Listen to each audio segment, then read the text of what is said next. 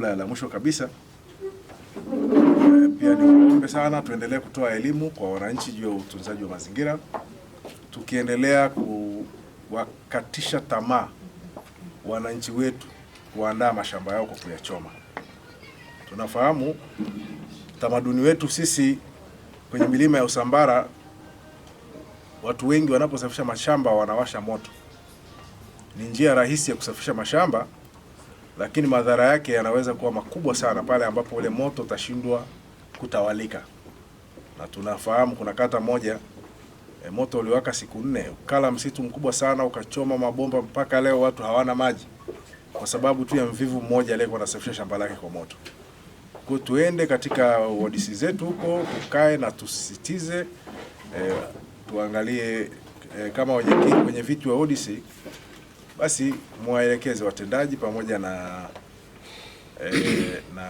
wenye viti wa vijiji na vitongoji kuhakikisha kwamba katika mazingira yao na maeneo yao usafishaji wa mashamba kwa moto kwenye wilaya yetu usiendelee.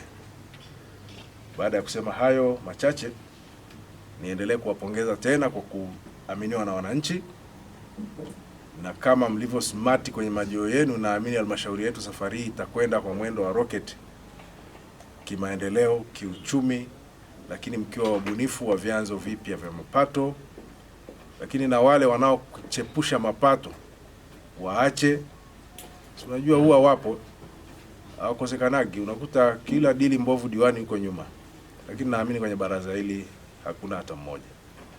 Kwa hiyo tuendelee kusaidia halmashauri yetu tukusanye mapato, maana ndo uhai wetu, ndo uhai wa halmashauri. Baada ya kusema hayo, Mheshimiwa Mwenyekiti, nakushukuru sana na nikuombe baada ya kutoa salamu hizi za serikali, kwa sababu tunaendelea na maandalizi ya mapokezi ya mgeni, basi